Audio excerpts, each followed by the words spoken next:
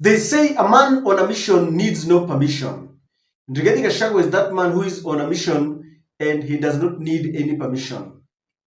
He has been accepted by his people. After his impeachment, William Ruto thought that he would politically annihilate Rigathi Gachagua. Rigathi Gachagua has taken up that challenge and he is beating William Ruto in his own game. Today was Sunday, and Rigathi Gachagua worshipped with the members of the Presbyterian Church in Kasarani. He says it is Kasarani Parish, and after that, he decided to engage people. And this is what Rigathi Gachagua is telling us, that after worshipping with the faithful of the PCEA Kasarani Parish in Nairobi County, I acknowledge greetings from the people of Mwiki area. We continue to engage the people of Kenya on the political, social, and economic situation on our nation. Several leaders, including Murang'a Senator Joe Nyotu, Nyandarua Senator John Medhu, members of Parliament Honorable James Gakuya, Embakasi South, John Kaguchia, Mkurueni, Wanjiku Muhia, Kipipiri, Njeri Maina Kirinyaga Woman Rep, members of the County Assembly, led by Sam Kago, among others, were present. Now, in that meeting, ladies and gentlemen, I want us to look at about three things. One, Rigathi Gachagua pulled a supermassive crowd in Kasarani. I want us to look at that. Now, while in church, Rigathi Gachagua, as he says that he continues to engage people on political, social, and the economic situation in the country, he had a message concerning what is happening currently in the country, and he had a message to William Samuel Ruto. I want us also to look at that. And then we are going to see him parading this team. And that is the team that Rigathi is going to go with. He might not contest for an elective seat for 10 years now because he has been impeached. And the law requires that he cannot contest. That is the same fate that Baba Yao is facing and even Sonko. So I want us to look at that, ladies and gentlemen.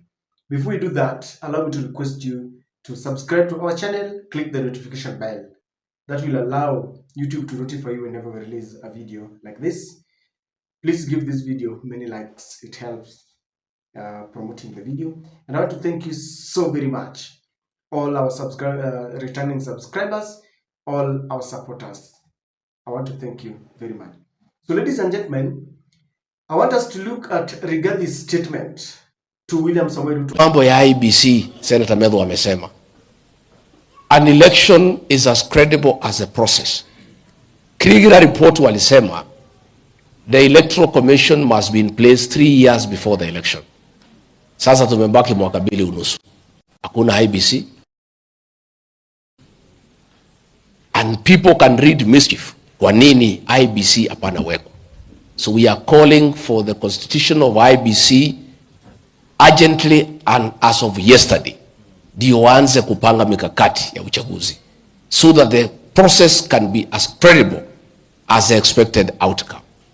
Na hiyo Wakenya wakiuliza si ati wamefanya makosa, ni kwa sababu ni haki yao. Tunaomba viongozi wetu waheshimu kanisa.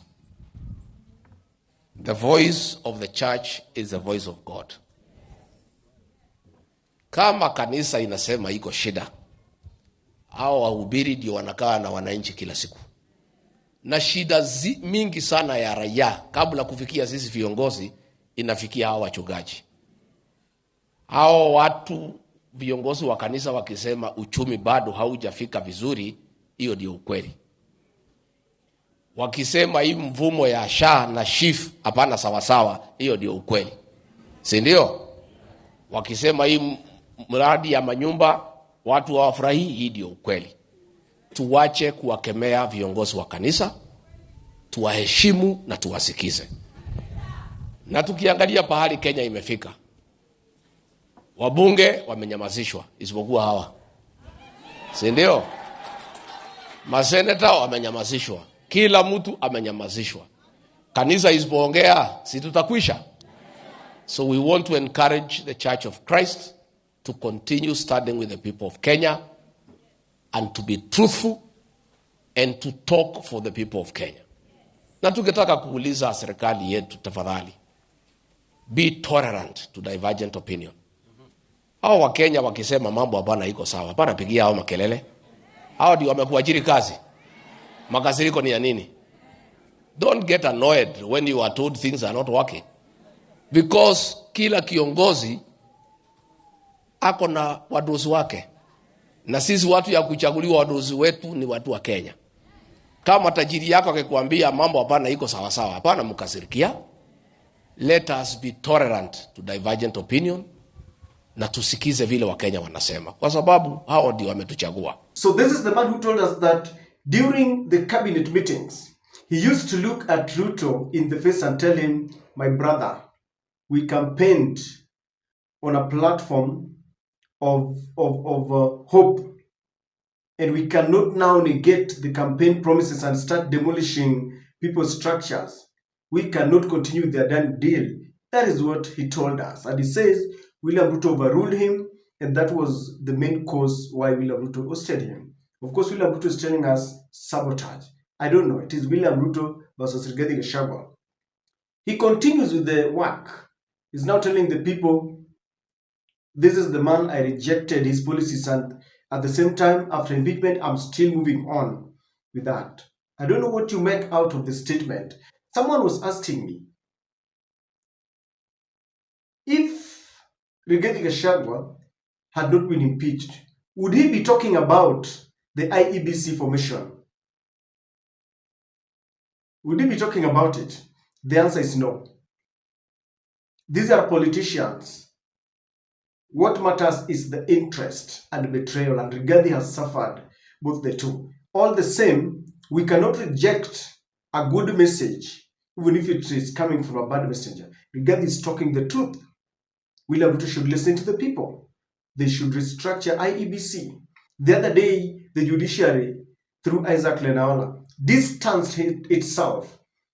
And Isaac Lenaola was saying, these rampant court cases, the Azimio, that are blocking the formation of the panel that is supposed to interview commissioners.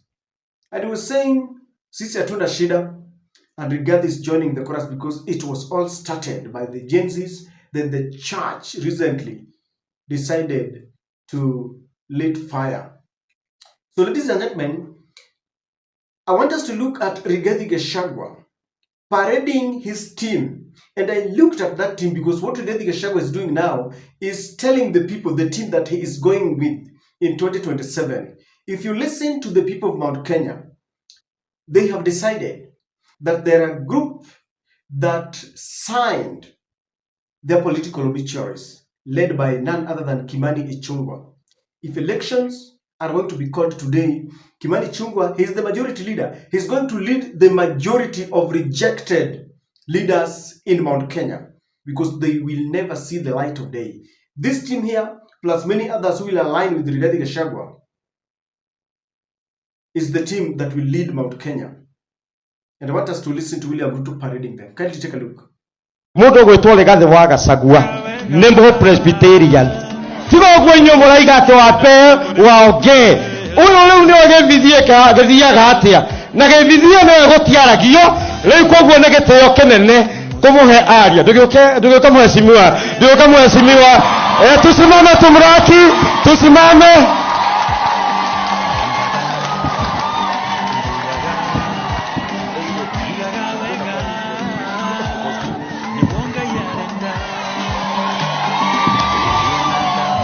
Asante sana, tafadhali tuketi.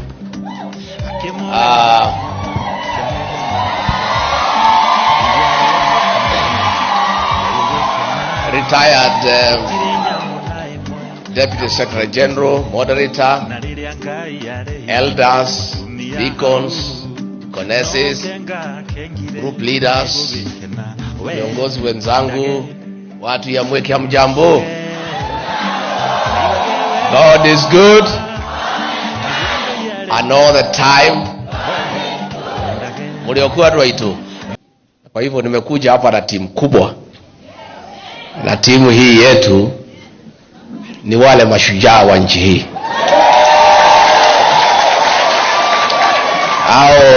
Hao ni viongozi ya kipekee ambaye hawezi uza nchi yao kwa tumbo zao.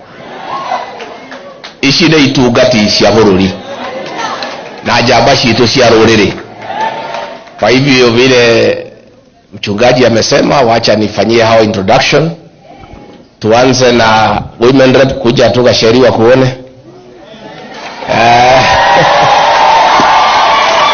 Huyu anaitwa Njeri Maina, mheshimiwa. Gacheri Gaito ni kiongozi shupavu pale Kirinyaga. Gakona hau gakire nyama ingĩ ihũra mũkuha. Gatagatĩ ka matũ nĩ akiri theri na nĩ wakiri wa bata mũno, mũhũrĩre iroe. Asante. Pia niko na mama wetu gatha itũ ya rũrĩrĩ, mheshimiwa Jane Kihara wa pale Naivasha, na ũyũ ogethurano agwĩthagia rũmĩana na mũgwanja kamaigathĩ. Niko na senator wetu wa Murang'a, Senator Joe Nyoto. Huyu pia ni kiongozi wetu wa maana sana pale Murang'a, katika hapa Mlima Kenya na Kenya nzima.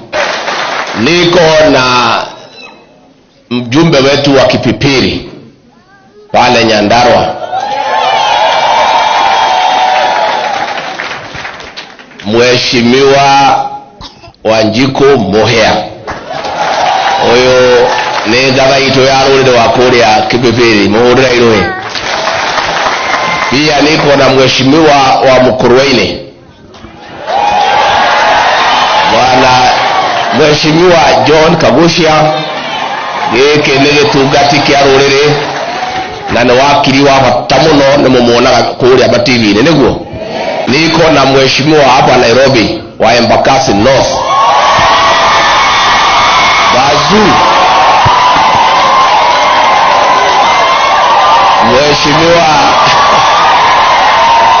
Mheshimiwa Gakuya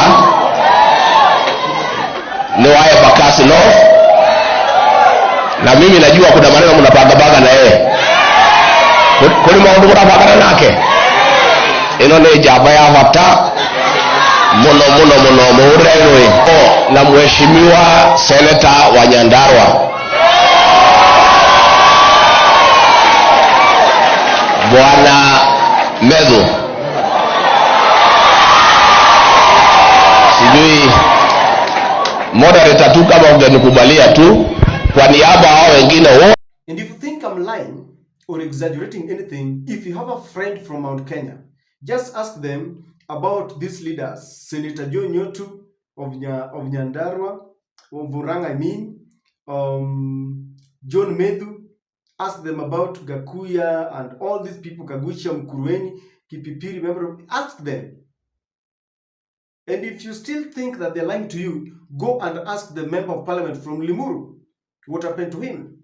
Ask the governor of Embu, and you will know that things are not rosy for those who rejected Rigathi Gachagua, those they feel are traitors, those who betrayed Rigathi Gachagua. And Rigathi is crafting his team.